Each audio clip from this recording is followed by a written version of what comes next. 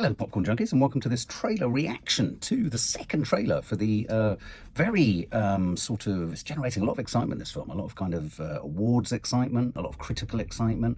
There's lots of chatter about possible Oscar nods again for Adrien Brody after his, do you remember, The Pianist and all that kind of stuff? And this is The Brutalist.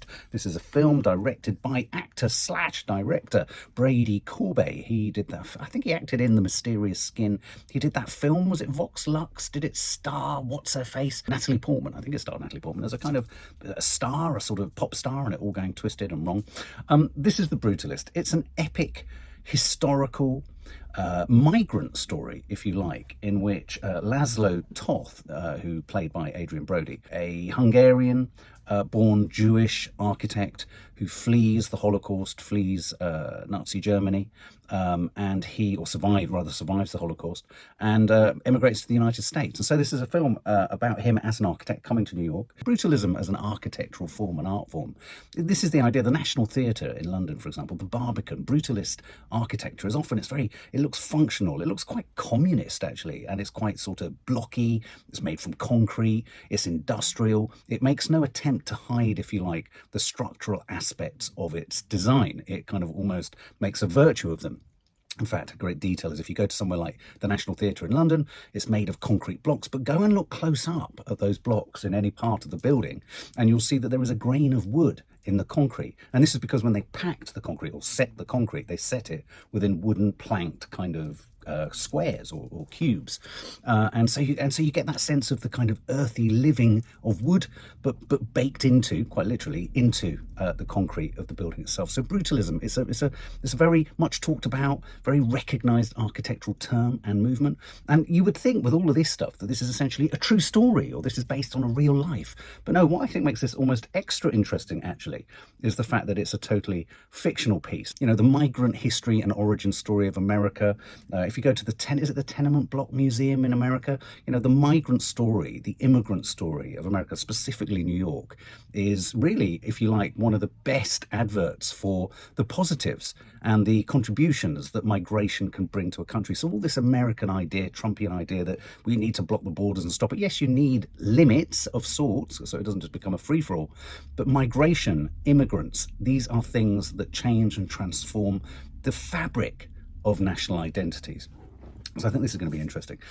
So I think we're going to be getting very much a sense of New York, a certain era in the sort of post-war era, through the eyes of Adrien Brody's architectural character. And how ironic that he will have come from, as I say, the broken bits of debris and fragments and blasted destruction of Europe post-World War II, to arrive in a country, in a city, to rebuild it.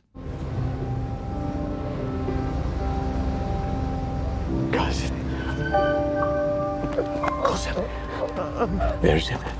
is alive. What? These are yours, yes? Yes. All of them? Yes. Tell me, why is an accomplished foreign architect shoveling coal here in Philadelphia? I'm afraid it is not so simple. There was a war on, and yet many of the sites of my projects had survived. My buildings were devised to endure such erosion of shoreline.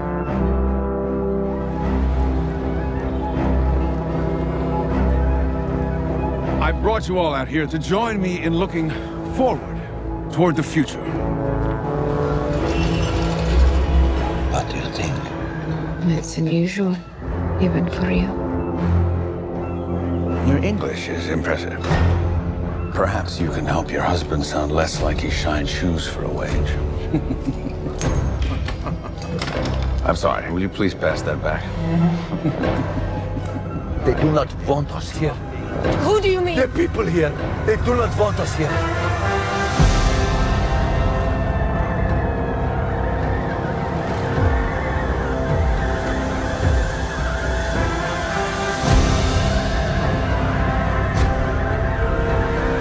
When dogs get sick, they often bite the hand of those who fed them, until someone mercifully puts them down.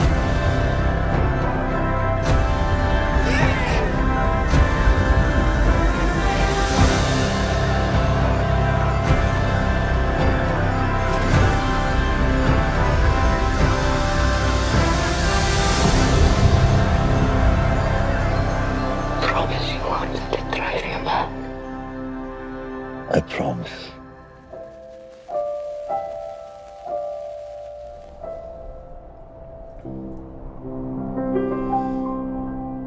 Wow. Feels epic, and that's just a trailer, doesn't it? I mean, the story of a rival discovery in America, working in mining or whatever in Pennsylvania, was it?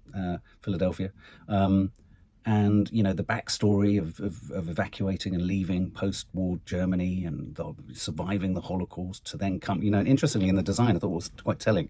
In the Brutalist design, there is a sense almost, isn't there, of the fences and block cages of the concentration camps, even in the design. And you wonder whether the suggestion there is that's that sort of harnessing the trauma and turning it into something that kind of outlives it. But I'm also feeling with Guy Pearce's character, what this film, I hope, is interested in, is the idea that, yes, there's the American dream. Yes, at its best, America is a place or a safe haven for those who are unwanted elsewhere in the world. But also at its worst, it's deeply suspicious of and hostile to migration and migrants and immigrants. And in a weird way, you could argue that the migrant story of America has been a reluctant and denied success story, despite, you know, America's hostility by and large, or suspicion. I think possibly better to describe as suspicion. I think Guy Pearce maybe represents that in this. And maybe this is a film about the way in which Adrien Brody's skill, craft, trauma, and how he's managed to turn that into a creative end, how that's exploited, commodified, commercialized, taken advantage of, and essentially stolen, if you like, by those who stand by the Statue of Liberty. It's one thing saying you are an open nation with an American dream that's for all. There's one thing saying it. It's quite another thing being able to deliver on it. And I think that's an important possible subtext to this film. I think it looks fantastic.